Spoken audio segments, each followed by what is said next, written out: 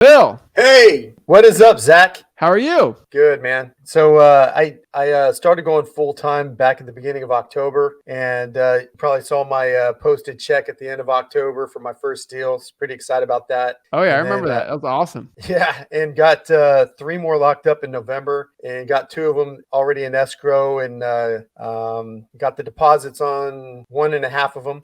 And why are you asking one and a half? Because he wanted to hold some back through escrow, and I get it, because that's one of my questions today. The lady we're dealing with is kind of crazy, but things are going good. I'm working on scaling up my business. My marketer's in place. We're full time. She's just on autopilot every week. She's sending out my marketing, doing my research on my spreadsheet, sending them back to me, and then I'm getting the calls coming in, and I'm getting ready to have an outbound caller just do that full time. And I need a dispositions person so I can focus on getting things locked up and being able to pass it over. So that's what I'm working on right now, is scaling up that business. Dude, I love it, man.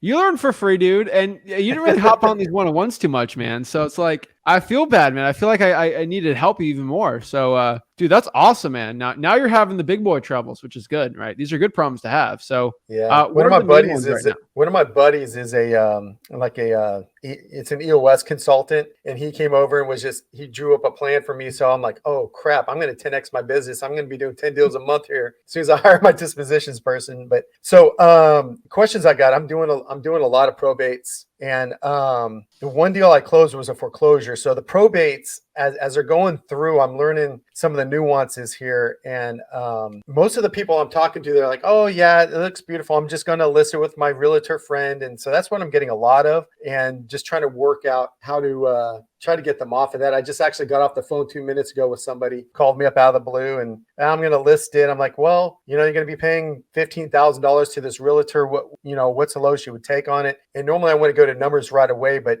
she was hitting me with the numbers, and this is what she wanted. So trying to get people off of the whole realtor thing. Yeah, this is a common one. And this is one that took me 6 years to figure out. You can't force somebody. All right. Like I figured this out pretty fast, that I only want to deal with people that don't want to deal with a realtor. I'm not here to be the person to convince somebody not to go with a realtor, right? Open Door got fined $65 million from the FTC for telling people they shouldn't go with a realtor. They make less money with a realtor, and they start going that route. I don't think that's a good route. I've always made the most money on probates when I sell something. I don't even want this thing. Just list it with a realtor. Now, can you just buy this thing for cash? I just want to get rid of this thing. The probates I do very well on are ugly ones. All ugly. They all need a ton of work, a lot of stress, I just want to get rid of the property for cash. A lot of these probates, I mean, they're older people, right? They're pretty nice houses, right? So I only want to deal with probably 2 to 3% of probates. The other 97%, you can just give them to a realtor. I could care less, because there's no need to it, right? All right, think of a wholesaling list, right? So I do a lot of direct mail and I do a lot of high equity. People with high equity, I think 98% of them should just go with a realtor. They don't need to deal with me. Houses are fine. It's the ugly ones, right?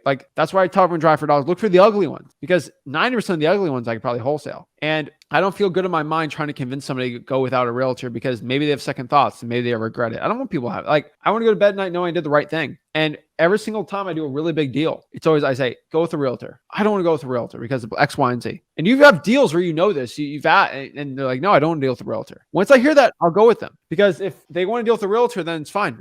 I get the most for the house, because they're going to give you flack when you offer below what the thing is worth. And they're objecting, well, I want what it's worth, or I want the retail value. Go with a realtor. It's fine. The biggest problem I always have is when people don't want a realtor, but they want retail value. You can't have the best of both worlds. Can't have your cake, need it too. Some people want the cake, so give them the cake. Give them the realtor, right? And one of the things that I'm running against is a lot of in our state, through probate, you have to get an appraisal. The administrator gets the appraisal done, and then California. I guess it can't. No, this is in Arkansas. Oh, yeah. And yeah, so and then by law they can't sell it below the appraisal unless there's some extenuating circumstances. So is that something that you run across in Florida or wherever you're working? No, that's mostly a California thing, and it's not even that bad. So that's one issue you can have.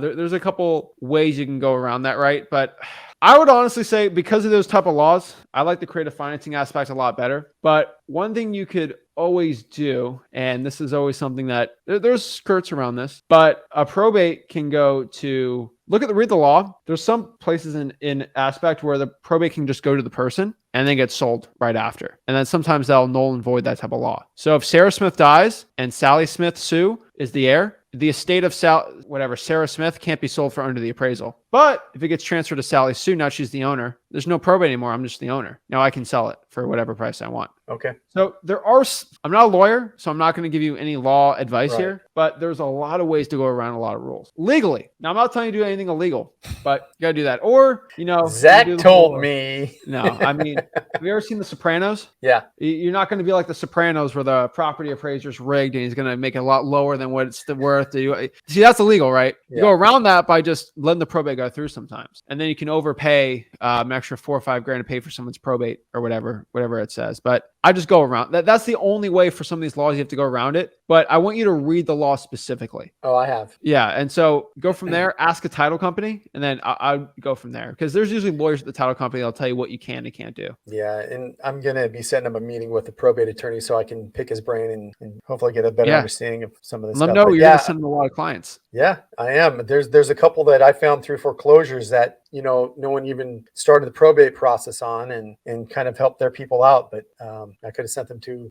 this attorney right here. But yeah, one of the deals I'm working on is this crazy lady, man. And she is funny. She's in California. She sounds like she's a crackhead when talking to her on the phone, but she just wants to avoid the probate courts and all this stuff. And it sounds shady. Hey, just send me a check in the mail and I'll just virtually sign the deed over to you. It works like that, right? Yeah, let me write that check right now. I mean, you got to do the right thing. What you can always do is just let it go through the courts, but you can have the attorney kind of deal with that. And then once you build those good relationships, you can pay it at closing or out of your assignment fee. But with the specific law in Arkansas, I need to read up on it a little more. That my best way would just be circumventing it, asking a probate attorney how to do it the right way. But there's some more ninja tactics they can do that I probably don't know about. So I'll talk to them. Dude, so when are you going to start a $10,000 mastermind that I can join up and we can chit chat, man? None. I don't want any. I don't want your money, dude.